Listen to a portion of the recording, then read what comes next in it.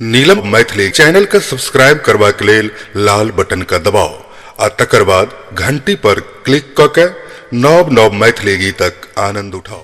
लिखैत चिट्ठी पियाक नामे घरनी झूर झमान, पड़ल अकाल नेना सब भुखले कोना बचाबी मान।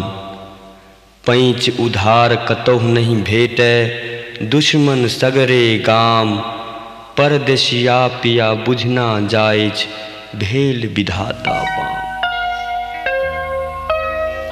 परदेसिया के चिट्ठी लिखै छै बहुरिया, पड़लै अकाल पिया काटै छी अहुरिया। परदेसिया के चिट्ठी लिखै छै बहुरिया, पड़लै अकाल पिया काटै छी अहुरिया।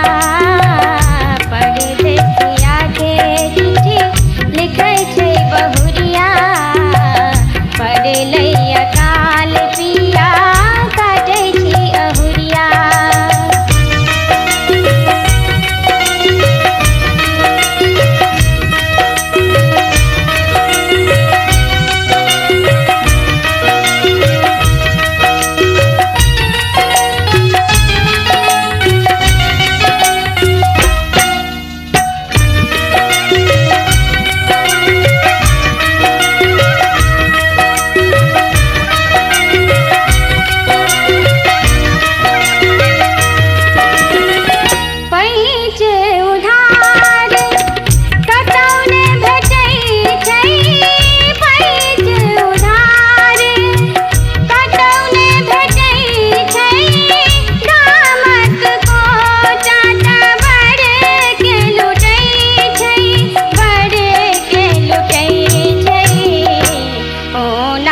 कट